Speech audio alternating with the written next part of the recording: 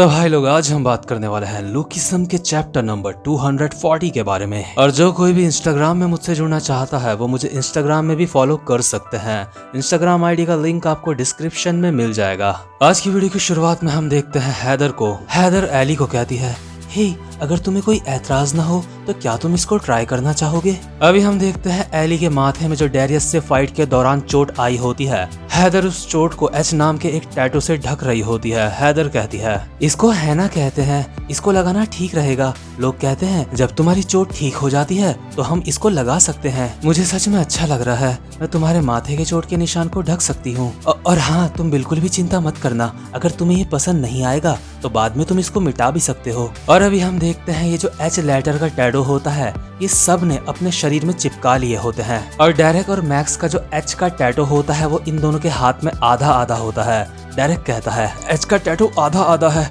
ये सच में काफी ज्यादा अजीब है, मुझे ऐसा लग रहा है जैसे हम कोई कपल हैं। मैक्स कहता है, कम ऑन डेरेक, ये सच में काफी ज्यादा कूल लग रहा है। इसके बाद एली कहता है, ऐसा मत सोचो कि ये साइन बुरा है, इस साइन की वजह से हम एक दूसरे के और ज्यादा करीब महसूस हो रहे हैं। मुझे लग रहा है हम एक फैमिली हैं। और यार भले ही शुरुआत में सबको ये टैटू थोड़ा सा अजीब सा लग रहा होता है, लेकिन बाद में इन सबको ये टैटू सच में काफी ज्यादा अच्छा लगने लगता है। और ये सारे के सारे लोग इस एच टैटू को अपनी बॉडी में परमानेंटली छपवा देते हैं। और इसी तरह से शुरुआत होती है हॉस्टल गैंग की। इसके बाद सीन शिफ्ट होता है और हम देखते हैं शैली को। शैली अपने मन में बोल रही होती है, मेरी एक दोस्त है जो मेरी बहुत ही ज्यादा खास दोस्त है। जब मेरे पेरेंट्स इस दुनिया से चले गए थे तो मेरे समझ नहीं आ रहा था कि अब मैं क्या करूं, लेकिन उस समय मेरी दोस्त मुझसे मिलने आई। वो पहली थी जिसने मुझे सहारा दिया। मुझे अकेले रहने से डर लगता था, इसलिए वो मेरे घर बार बार आती रहती थी ताकि मुझे अकेला महसूस ना हो। और यार ये लड़की होती है हैदर, और हैदर के जो पेरेंट्स होते हैं वो दोनों के दोनों लॉयर होते हैं, यानी कि वकील। हैदर अपनी क्लास की प्रेसिडेंट भी होती है और हैदर इस टाइप की लड़की होती है जिसको सभी पसंद करते हैं। बट अभी हैदर को हमारा एली पसंद आने लगता है। हम देखते हैं जो हैदर होती है एक स्टोर के सामने से गुजर रही होती है और स्टोर के अंदर हैदर को दिखता है एली जो अभी एक सामान चुरा रहा होता है वहां से। तभी वहां पे अचानक से हैदर आती है और एली को ये सामान चुराने से रोक लेती है। हैदर एली को कहती है, नहीं एली, और ज्यादा चोरी नहीं, तुमने मुझसे वादा करा था कि अब तुम कभी भी चोरी नहीं करोगे। इसके बाद हैदर स्टोर वालों से माफी मांगती है एली की तरफ से। और इसके बाद वो एली को कहती है, एली तुमने मुझसे वादा करा था, तुम ऐसा नहीं करोगे, बताओ तुमने वादा करा था या नहीं करा था। इसके बाद एली कहता है, हाँ मैंने वादा करा था। इसके बाद हैदर एली के सर में हाथ फेरती है और कहती है, एली अब दोबारा से ऐसा मत करना, क्योंकि मैं जानती हूँ तुम एक अच्छे लड़के हो। और यार जो हमारा एली होता है उसको अपनी पूरी जिंदगी में पहली बार प्यार का एहसास हो रहा होता है, क्योंकि बचपन से लेके अब तक उसको किसी ने भी प्यार नहीं करा था। यहाँ तक कि एली को उसकी फैमिली तक से प्यार नहीं मिला था। इसके बाद हम देखते हैं क्योंकि शैली और हैदर एक दूसरे के दोस्त होते हैं तो अभी वो झूला झूल रहे होते हैं। और हैदर शैली से पूछती है, हे शैली, आखिर तुम्हारा एली के साथ किस तरीके का रिश्ता है। और हैदर ऐसा इसलिए पूछती है क्योंकि उसको ये जानना होता है कि कहीं एली और शैली आपस में रिलेशनशिप में ना हो, क्योंकि हैदर को एली पसंद होता है। इसके बाद शैली कहती है, वैसे तुम मुझसे ये क्यों पूछ रही हो। हैदर कहती है, मैं बस जानना चाहती थी। इसके बाद शैली कहती है, हम तो बस एक फैमिली हैं, हा हा हा हा। लेकिन शैली अपने मन में कहती है, हैदर अगर तुम्हें सच बताऊं तो एली मुझे बहुत ज्यादा पसंद है। इसके बाद सीन शिफ्ट होता है और हम देखते हैं शैली के घर का सीन। शैली अपने साथ के सारे दोस्तों को कहती है, हे गाइस सुनो, मुझे तुम लोगों को कुछ कहना है, ये एक बहुत बड़ी बात है। और शैली के साथ के बंदे बोल रहे होते हैं, क्या बहुत बड़ी बात, आखिर वो क्या बात है। शैली कहती है, ऐसे बहुत सारे बच्चे हैं जो हमारी ही तरह अनाथ हैं और उनके पास रहने के लिए कोई जगह नहीं है, और मैं सोच रही हूँ कि मैं उन लोगों को हमारे इस घर में रहने दूं। ये जो बिल्डिंग है अभी भी इसमें काफी सारे रूम्स खाली हैं, और ऐसे जरूर बहुत सारे बच्चे होंगे जिनको हमारी ही तरह एक फैमिली चाहिए होगी। अगर हम उनको भी यहाँ पे रहने देंगे तो वो भी हमारी फैमिली का एक हिस्सा बन जाएंगे। इसके बाद मैक्स और डेरेक कहते हैं, वो ये सच में काफी ज्यादा कमाल का आइडिया है, तो तुम उन सारे अनाथ बच्चों को यहाँ पे रहने देना चाहती हो जिनके पास रहने के लिए कोई भी जगह नहीं है ना। और अभी मैक्स और डेरेक छत में नंगे होके नहा रहे होते हैं। इसके बाद वैरन कहता है, ये कोई वाटर पार्क नहीं है, अपने कपड़े पहन लो तुम। अगर तुमने जल्दी से अपने कपड़े नहीं पहने तो तुम जानते हो मैं तुम्हारे साथ क्या करूंगा। इसके बाद मैक्स वैरन की बात को इग्नोर करते हुए कहता है, लेकिन क्या होगा कि अगर हमें पुलिस यहाँ पे ढूंढ लेगी, जितने भी अनाथ बच्चे हैं पुलिस वापस से उनको उनके घर वापस भेज देगी, यानी कि उनके अनाथ आश्रम में वापस भेज देगी। और जो बच्चे अपने घर से भाग गए हैं उनके पास भी अपने कोई कारण होंगे जिस वजह से वो अपने घर से भागे हैं। इसके बाद डेरेक कहता है हाँ, और मुझे नहीं लगता उन सबको यहाँ पे बुलाने में कोई समझदारी है, हमें पहले कोई प्लान चाहिए होगा। शैली कहती है हाँ तुम बिल्कुल सही कह रहे हो, मैं समझ गई हूँ तुम क्या कहना चाहते हो। इसके बाद वैरन कहता है और ऊपर से इसके अलावा एक और बहुत बड़ी प्रॉब्लम है और वो है पैसा। अगर हम उन लोगों को यहाँ पे रहने देंगे तो हमें पैसा चाहिए होगा ताकि हम सब उनको खाना खिला सके। हम इतना सारा पैसा अफोर्ड नहीं कर पाएंगे, हमारे पास पहले ही खुद के लिए पैसों की कमी पड़ रही है। अगर हमें अपने इस घर में और बच्चों को लाना है तो हमें एक प्लान की जरूरत होगी। और ये बात जो हमारा वैरन होता है अपने मन में बोल रहा होता है। शैली वैरन को कहती है हे क्या तुम ठीक हो? और शैली अभी अपने मन में सोच रही होती है जब से ओली के फादर ने वैरन के सर पे डंडा मारा था उसके बाद से जो वैरन है वो अपने मन में बहुत ज्यादा शब्द बोलने लगा है। लेकिन तभी जो हमारा एली होता है वो कहता है मेरे पास एक ऐसा रास्ता है जिससे हमें पुलिस भी नहीं पकड़ेगी और हमें पैसा भी मिल जाएगा। लेकिन इसके बाद सीन शिफ्ट होता है और हम देखते हैं गन को। गन कहता है हमें कोई रास्ता ढूंढना पड़ेगा जिसकी मदद से हम पैसे कमा सकें और पुलिस भी हमें ना पकड़े। और मैं यहाँ पे अभी बहुत सारे पैसे की बात कर रहा हूँ, अपने दिमाग में ये बात घुसा ले तू। और ये काम मैं हर गैंग के लीडर को दे रहा हूँ। इस काम को करने के लिए तुझे फाइटिंग स्किल से भी ज्यादा स्किल्स चाहिए होंगी। और ये बात गन कह रहा होता है हमारे जोहान को। और अभी हम देखते हैं जो जोहान होता है उसने अकेले ही बैकडोर गैंग को अच्छी तरह से धोया हुआ होता है। डैरियस कहता है तुम एक मॉन्स्टर हो। और यार क्योंकि जो जोहान होता है वो गन से पूरा का पूरा गैंगडोंग का इलाका मांग रहा होता है राज करने के लिए जहाँ पे वैरन लोग रहते हैं, इसलिए जो हमारा गन होता है वो कहता है मैं जानता हूँ तू पैसों के लिए पागल है लेकिन तू मुझसे पूरा का पूरा गैंगडोंग मांग रहा है, ये कुछ ज्यादा नहीं हो गया? अभी तो तुझे गॉड डॉग गैंग की कमान संभाले हुए ज्यादा समय भी नहीं हुआ है। इसके बाद जोहान कहता है गन मैं ये कर सकता हूँ और तुम भी ये बात जानते हो, मैं ये कर सकता हूँ।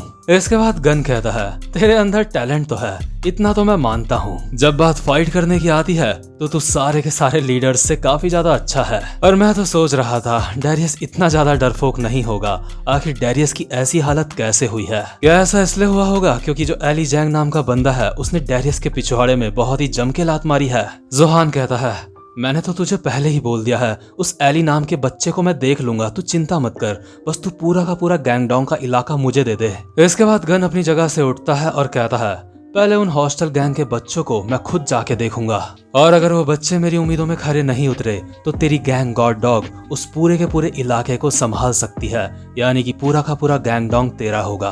और यार अभी जो कुछ भी हो रहा है ना ये 3-4 साल पहले की बात है और अभी यहाँ पे गैंग्स होती है worker gang, big deal gang और गॉड डॉग गैंग और साथ ही साथ में बैकडोर गैंग। हॉस्टल गैंग का यहाँ पे अभी कोई भी नाम नहीं होता, लेकिन यार जो बैकडोर गैंग होती है वो हॉस्टल गैंग से हार चुकी होती है, यानी कि एली जैंग लोगों से। गन अभी अपने मन में सोच रहा होता है मुझे तो लगा था मैंने 4 बड़ी गैंग्स बना ही दी है, लेकिन गैंगडोंग का ये इलाका दोबारा से 0 से स्टार्ट हो रहा है क्योंकि जो बैकडोर गैंग होती है वो एली लोगों से हार चुकी होती है और गन की नजर में अब बैकडोर गैंग किसी भी काबिल नहीं है। इसके बाद सीन शिफ्ट होता है और हम देखते हैं जो गन होता है उसकी मसाज हमारा डैरियस कर रहा होता है और गन मसाज करवाते करवाते अपने मन में सोच रहा होता है चाहे कुछ भी हो गैंगडोंग का इलाका किसी न किसी को तो संभालना पड़ेगा। लेकिन यहाँ पे सबसे बड़ी दिक्कत की बात यह है जो भी गैंगडोंग का इलाका संभालेगा अगर उनको पुलिस ने पकड़ लिया और पुलिस के सामने अगर उन लोगों ने अपना मुंह खोल दिया तो मैं और चेयरमैन दोनों के दोनों खतरे में पड़ सकते हैं। क्योंकि यार जितनी भी चारों गैंग्स होती है ना, भले ही इनका लीडर कोई भी हो, आखिर में इनको काम करना है गन के अंडर में। और डैरियस गन की मसाज करते करते कहता है डैरियस आपको अपना एक मैसेज देना चाहता है, गन आपकी बैग सच में काफी ज्यादा बड़ी है। लेकिन गन अभी अपने मन में सोच रहा होता है मुझे इस चीज का कोई ना कोई इलाज तो ढूंढना ही पड़ेगा, कोई ना कोई रास्ता तो होगा ही, कोई ना कोई ऐसा रास्ता जिससे पुलिस भी हमें ना पकड़ पाए और हम बहुत सारा पैसा कमा सके। और इसके बाद सीन शिफ्ट होता है और हम देखते हैं हमारा जो एली होता है वो इसी बात का जवाब अपने साथ के बंदों को दे रहा होता है क्योंकि इन लोगों को भी पैसों की जरूरत होती है और ये भी अपने साथ और बंदों को जोड़ना चाहते होते हैं। इसके बाद एली कहता है इस चीज का एक रास्ता है और वो है अ पॉइंट ऑर्गेनाइजेशन। और एली के साथ के सारे बंदे कहते हैं क्या एक पॉइंट ऑर्गेनाइजेशन, आखिर ये क्या चीज है? इसके बाद एली कहता है हम एक ऐसी ऑर्गेनाइजेशन बनाएंगे जो बहुत सारे हिस्सों में बटी हुई होगी और इतने सारे हिस्सों में बटने के कारण ये आपस में कनेक्ट नहीं होगी और अगर इसका कोई छोटा सा हिस्सा पुलिस पकड़ भी लेती है तो इसके बावजूद भी जो पुलिस होगी वो बाकी के लोगों को नहीं पकड़ पाएगी। हमारी इस ऑर्गेनाइजेशन में जो टॉप के मेंबर होंगे वही सिर्फ छोटे मेंबर से कांटेक्ट कर सकते हैं, लेकिन जो छोटे मेंबर होंगे वो बड़े मेंबर से कांटेक्ट नहीं कर सकते।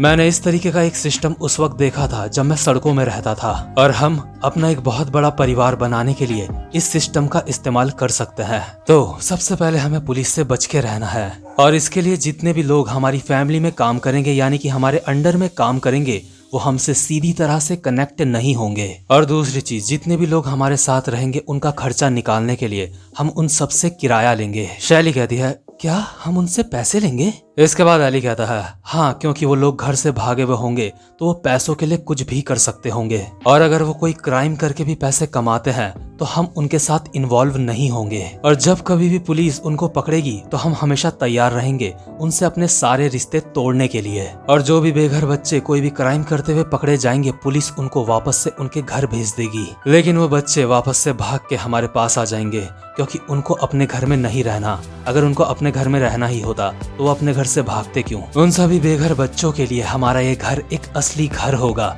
जैसे कि इस जगह को मैं अपना घर मानता हूँ। और जो ओली होता है एली की बातें सुन के ताली बजाने लगता है और कहता है, वाह, ये सच में एक कमाल का आइडिया है, ये आइडिया सच में काम करेगा। और ओली बहुत ही एक्साइटेड होकर अपने मन में सोच रहा होता है, अगर ऐसा होगा तो हमारे साथ एली के जैसे और ज्यादा बंदे आ जाएंगे। लेकिन यार जितना भी एली ने अभी ये प्लान सुनाया होता है ये एक इलीगल तरीके का प्लान होता है, इसलिए जो हैदर होती है वो एली को कहती है, एली, मैंने तुम्हें कहा अब और क्राइम नहीं करोगे तुमने मुझसे वादा करा था कि अब से तुम बुरे काम नहीं करोगे। भले ही तुम कोई अच्छा काम करने के लिए कोई क्राइम कर रहे हो लेकिन क्राइम हमेशा क्राइम ही होता है, इसलिए तुम्हें क्राइम नहीं करना चाहिए। एली कहता है, तो ठीक है, मैंने तुमसे प्रॉमिस करा था कि मैं अब ऐसे काम नहीं करूंगा। चलो ठीक है, हम इस काम को करने का और कोई अच्छा रास्ता निकाल लेंगे। लेकिन यार ये जो प्लान अभी एली ने सुनाया होता है ना, ये हमारे गन के लिए बिल्कुल परफेक्ट होता है और गन इसी तरीके के किसी प्लान की खोज कर रहा होता है, लेकिन उसके पास अभी ऐसा प्लान नहीं होता। और क्योंकि अभी एली हैदर के कहने में इस काम को नहीं कर रहा होता, इसलिए जो ओली होता है वो बहुत ज्यादा निराश हो जाता है और अपने मन में सोच रहा होता है, हे, आखिर तुम ये क्या कर रही हो? एली को अकेला छोड़ दो, उसके दिमाग से खेलना बंद करो। लेकिन हैदर एली को कहती है, मैं जानती थी तुम एक बहुत अच्छे लड़के हो। लेकिन ओली बहुत ही गुस्से में अपने मन में बोल रहा होता है, मैंने कहा उसके दिमाग से खेलना बंद कर, तू कुतिया कहीं की। एली के दिमाग को बदलने की तू सोचियो भी मत। क्योंकि यार एली जब क्राइम करता है तो ओली को बहुत ज्यादा मजा आता है, क्योंकि ओली के लिए ये एक बहुत ही ज्यादा नई दुनिया होती है जहाँ पे उसको सच में काफी ज्यादा एक्साइटमेंट फील होती है। और देखते ही देखते हैदर और एली एक दूसरे के काफी ज्यादा करीब आ जाते हैं। भले ही एली कुछ बोलता नहीं है लेकिन उसको भी अंदर से हैदर काफी ज्यादा पसंद होती है, बिकॉज जैसा कि मैंने आपको बताया था जो हैदर होती है उससे एली को वो प्यार मिलता है जो उसको अपनी जिंदगी में कभी भी नहीं मिला। और वहीं दूसरी तरफ जो शैली और वैरन होते हैं अभी एक दूसरे से नजरें भी नहीं मिला पा रहे होते हैं, वो एक दूसरे से शर्मा रहे होते हैं, इनकी लव स्टोरी थोड़ी भी आगे नहीं बढ़ रही होती। तो इसके बाद सीन शिफ्ट होता है और हम देखते हैं रात का समय हो गया होता है और जो वैरन होता है वो बिल्डिंग के बाहर बैठ के अपने मन में सोच रहा होता है, मैं ये पहले से ही जानता था, मैं पहले से ही जानता था शैली को एली पसंद है। जब हैदर और एली एक साथ थे उस समय शैली का चेहरा बहुत ज्यादा उदास लग रहा था और शैली को उदास देखने के बावजूद भी मैंने उसको अच्छा फील कराने के लिए कुछ भी नहीं करा, क्योंकि मैं खुद से नफरत करता हूँ। आखिर मैंने ऐसा सोच कैसे लिया कि शैली मेरे साथ होगी। मुझे सच में अभी ऐसा महसूस हो रहा है जैसे मैं किसी भी काम का नहीं हूँ। मुझे अभी ऐसा महसूस हो रहा है जैसे मैं कचरे का ढेर हूँ। लेकिन तभी यार जो हमारा वैरन होता है उसके सामने हमारा जोहान आ जाता है और जोहान यहाँ पे आया होता है एली की तोड़ने के लिए, ताकि वो एली की तोड़ के पूरे गैंगडोंग में राज करे। वैरन को भी पता चल जाता है कि उसके सामने कोई खड़ा है। वैरन कहता है, यहाँ से दफा हो जा, क्या तू बैकडोर गैंग से आया है? क्या जो तेरे लीडर की धुलाई हुई थी, क्या तू अपने लीडर का बदला लेने के लिए आ रखा है यहाँ पे? देख भाई, मेरा दिन पहले ही बहुत ज्यादा खराब चल रहा है और अगर तू यहाँ से जल्दी नहीं गया तो तू मेरे हाथ से मार खाने वाला है बहुत ज्यादा। और अभी हम देखते हैं जोहान के पीछे हमारा गन भी खड़ा होता है। इसके बाद वैरन गन को कहता है, और जो पीछे तू खड़ा है चाहे तो तू भी आ सकता है मुझसे फाइट करने के लिए। मतलब कि यार वैरन को अभी बिल्कुल भी अंदाजा नहीं होता कि उसके सामने कौन खड़ा है। इसके बाद गन कहता है, काफी समय हो गया, जब से मुझे किसी ने फाइट करने के लिए बुलाया है मुझे सच में काफी ज्यादा अच्छा लगा। हॉस्टल गैंग के चौकीदार ने अभी अभी मुझे फाइट का चैलेंज दिया है, तो चलो हो जाए। लेकिन तभी जोहान उतावला होके कहता है, नहीं, तूने कहा था तू ये सब मुझे संभालने देगा। इसके बाद जोहान वैरन को कहता है, क्या तू ही एली जैंग है हॉस्टल गैंग का? अगर तुझे मेरे हाथों से अपना थोपड़ा नहीं तुड़वाना तो आजा मुझसे फाइट कर। इसके बाद वैरन कहता है, मुझे ये अधिकार होना चाहिए कि मैं किससे फाइट करूं, वो मैं खुद चुन सकता हूं। तो ठीक है, मुझे नहीं लगता तुम दोनों हड्डी किसी भी काम के हो। तुम्हारे साथ फाइट करने में मुझे बिल्कुल भी मजा नहीं आने वाला। बच्चों, मैं तुम्हारे बॉस से फाइट करना चाहता हूँ। हाँ, वही जो तुम्हारे पीछे खड़ा है, वही टकला। और यार गन और जोहान के पीछे खड़ा होता है अभी जेरी, जो बिग डील गैंग का एक मेंबर होता है, जो कि हमारे जेक किम के लिए काम करता है। और भले ही चाहे कोई किसी के लिए भी काम करे, एट लास्ट सारे के सारे होते तो गन के अंडर में ही हैं। और यहाँ पे जेरी गन से ही कुछ बात करने के लिए आ रखा होता है। तो भाई लोग, अब हमें जल्दी ही हमारे मॉन्स्टर गन की फाइट भी देखने को मिलने वाली है। लेकिन अभी के लिए ये वाला एपिसोड यहीं पे खत्म होता है। और भाई लोग, आपको एक बार दोबारा से बता दूं, भले ही वैरन ये बात नहीं जानता कि गन कितना ज्यादा पावरफुल है, लेकिन इसका मतलब ये नहीं है कि वैरन खुद बहुत ज्यादा कमजोर है। वैरन भी एक बहुत ही ज्यादा स्ट्रॉन्ग बंदा है। तो भाई लोग, चैनल को लाइक और वीडियो को सब्सक्राइब जरूर से कर लेना। अब मैं मिलूंगा आपसे अपनी नेक्स्ट वीडियो में, तब तक के लिए गुड बाय।